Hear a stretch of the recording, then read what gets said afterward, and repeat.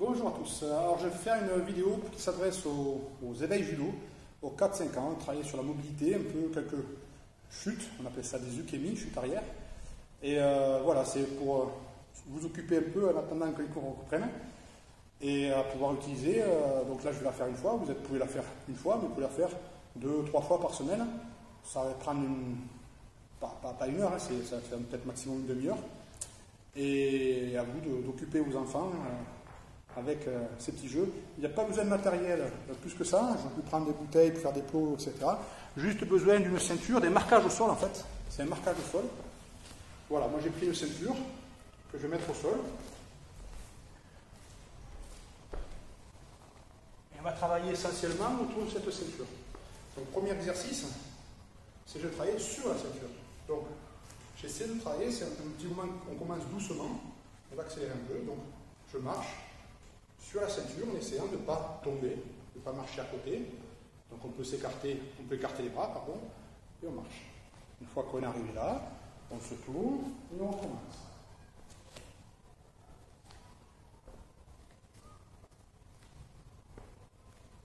Il ne faut pas chercher à aller vite, il faut chercher à le faire correctement. Donc maintenant on va faire un peu plus compliqué. On va faire l'aller en avançant et le retour en reculant. Donc c'est pas dit que j'y arrive. Hein. Voilà. Pour ceux qui sont très forts, regardez pas la ceinture, regardez devant vous. Il faut toujours avoir la ceinture en contact avec le pied. Hop, je suis le bout, je repars en marche arrière. Voilà, c'est ma ceinture qui a plié un peu. Hop. Sinon, on regarde la ceinture pour les plus petits. Ici, c'était le manquant pour entrer dedans.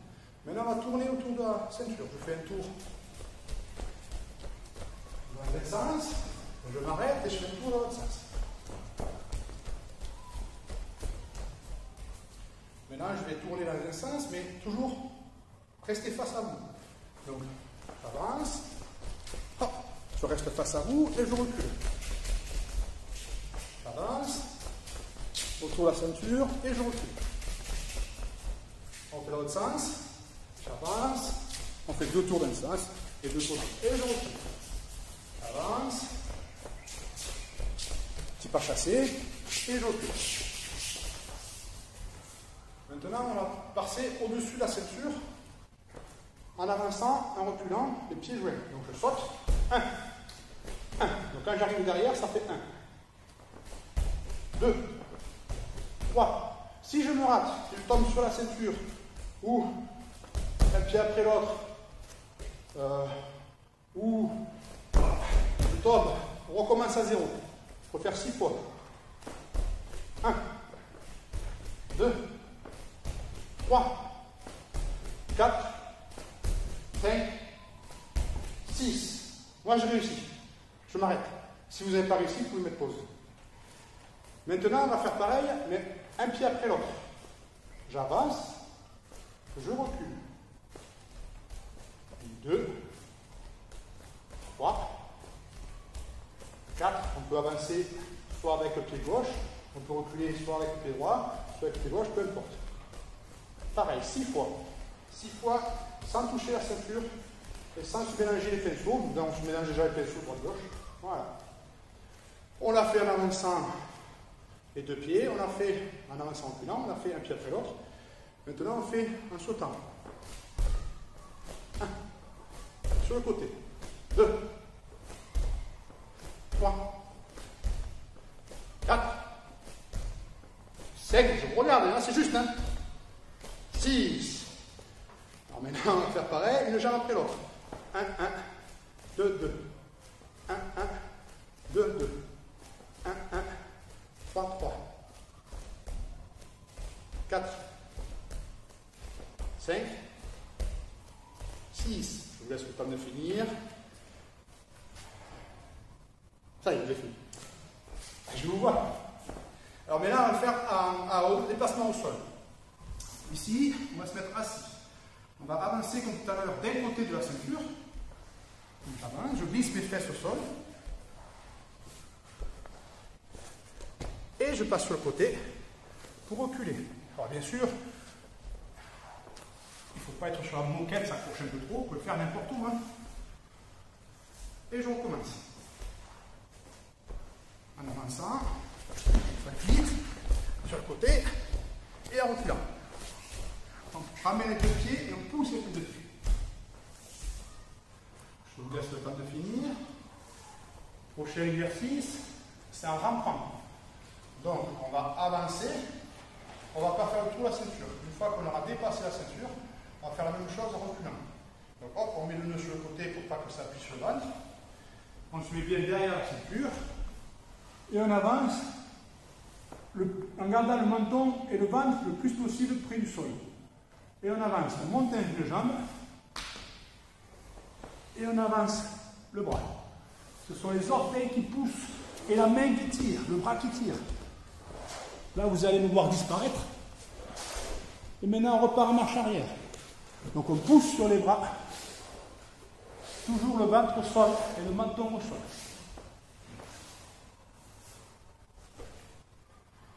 On va monter d'un étage. On va se mettre sur les genoux et sur les mains. Et là, on va se mettre au milieu de la ceinture. Enfin, la ceinture au milieu. Donc, je garde bien un genou d'un côté, un genou de l'autre, une main d'un côté, une main de l'autre. Alors, je peux tourner, je vais vous montrer quelque chose en même temps. C'est mieux d'accrocher les orteils plutôt que de glisser. Si on glisse, on risque de se brûler les pieds sur un tapis, par exemple. Et on a plus d'appui sur les orteils.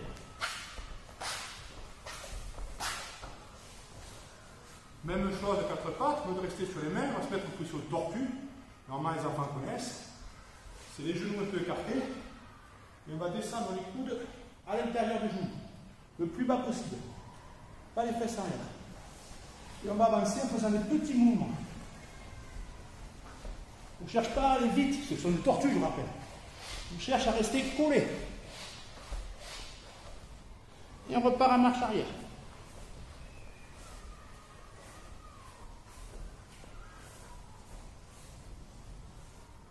Maintenant, on va faire la position de l'ours. L'ours, c'est sur les mains et les pieds. On va essayer de ne pas avoir les fesses en l'air. On a les genoux à la hauteur des coudes. Les genoux à la hauteur des coudes. Toujours la ceinture au milieu. On avance. Quand on arrive au bout, on recule. Vous pouvez vous amuser à le faire plusieurs fois, peut-être avec des pauses. Maintenant, on va faire l'éléphant. La même position que l'ours, sauf qu'on a les jambes qui sont tendues. On ne plie pas les genoux. Donc, je vous montre d'abord comme ça. J'ai les jambes écartées et tendues. Et j'avance. Pas prendre les pieds. En avançant et en reculant. Donc, j'ai les fesses en haut, les jambes tendues, les bras tendus. C'est comme si je n'avais pas d'articulation.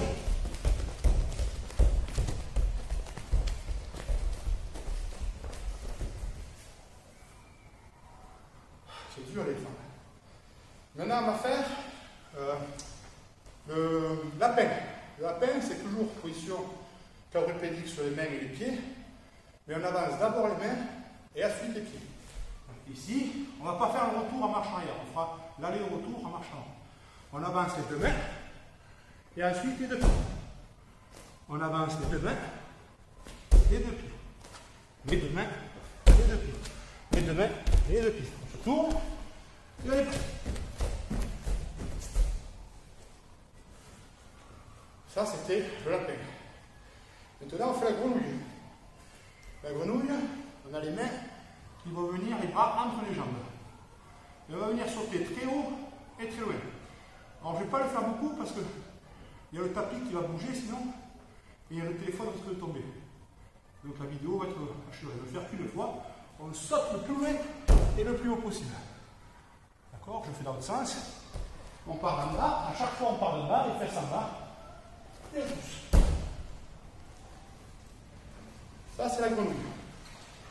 Et pour finir, on va se mettre au-dessus de la ceinture au niveau de la ceinture.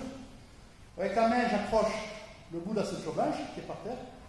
L'autre bras est par derrière. Et je vais enrouler. Enrouler. Je vais faire le nem. Maintenant, je mets deux bras et je déroule.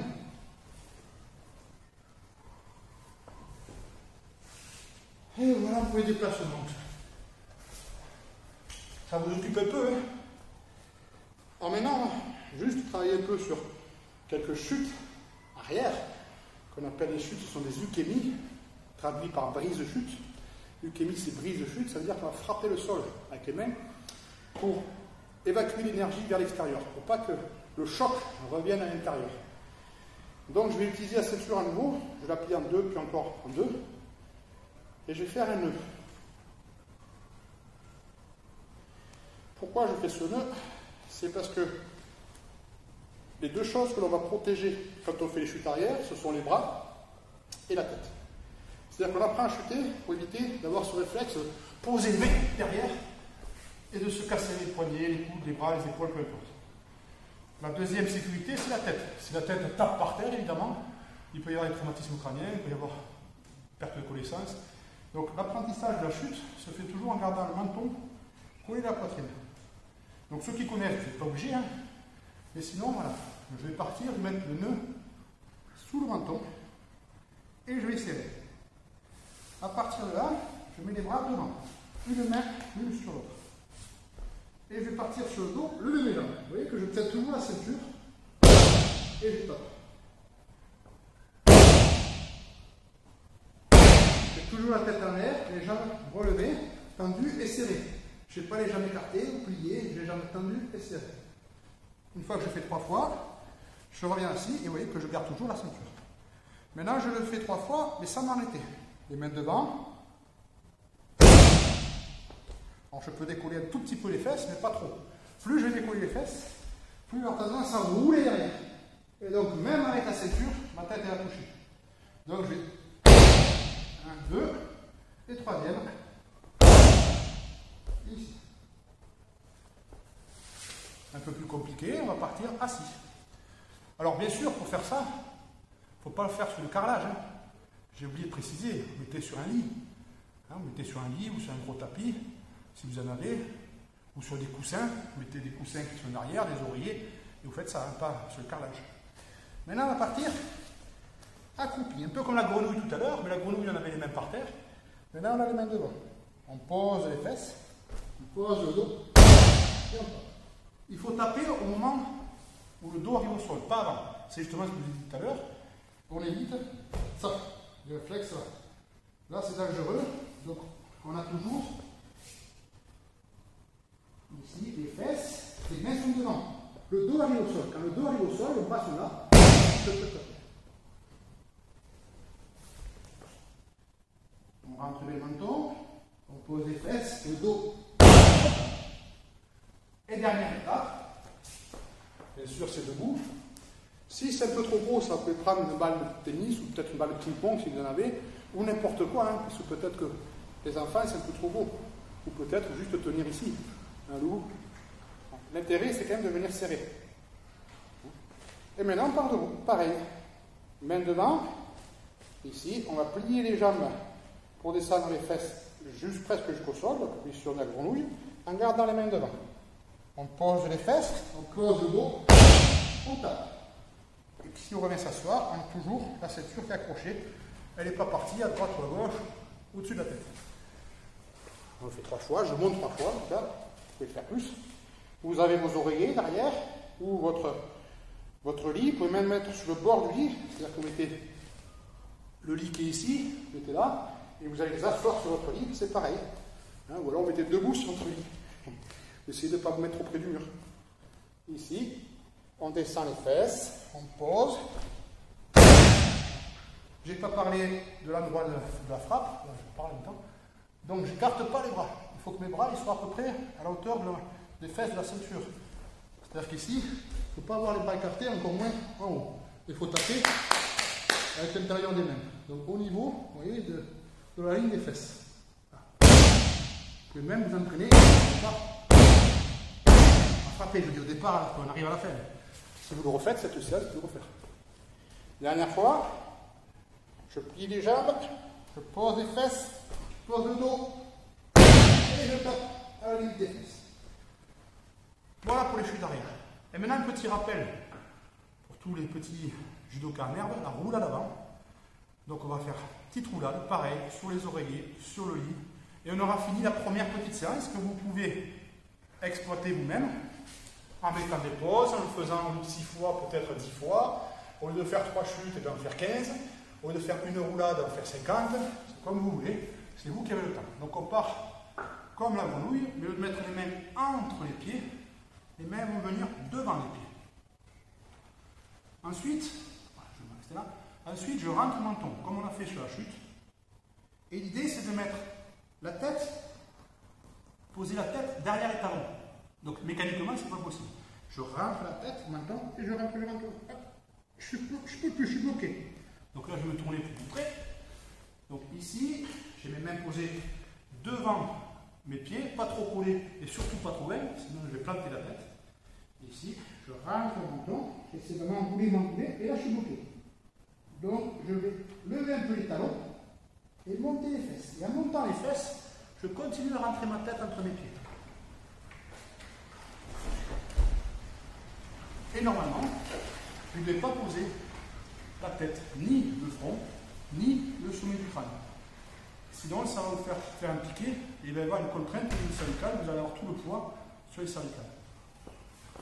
Je refais de façon fois. Accroupi, position grenouille. On ne met pas les bras entre les jambes, les mains, on les pose devant les pieds, devant les orteils, à la distance d'une main, donc il y a presque une main entre les pieds et les mains. Je rentre ma tête, j'enroule un peu pour essayer de rentrer, sans bouger. Pour l'instant, je ne bouge pas. Vous voyez que ma tête, elle ne va pas chercher le sol. Maintenant, je lève les talons. Je lève les jambes, je monte les fesses, et en même temps, je rentre ma tête, je rentre. Et si possible, on arrive assis, ce serait le top. Voilà pour la première petite séance, que vous pouvez refaire 1, 2, 3, 4, 5 fois. Ce sont des habiletés motrices nécessaires à l'apprentissage, doucement, du judo. On est seul, il n'y a pas de les copains pour faire des jeux collectifs. Je n'ai pas voulu faire des parcours non plus de motricité puisque vous n'avez pas le matériel à la maison. Donc on a fait quelque chose de très simple, qui est accessible à tout le monde. Et les parents, si vous voulez le faire avec vos enfants, c'est encore mieux. Je vous remercie et à bientôt.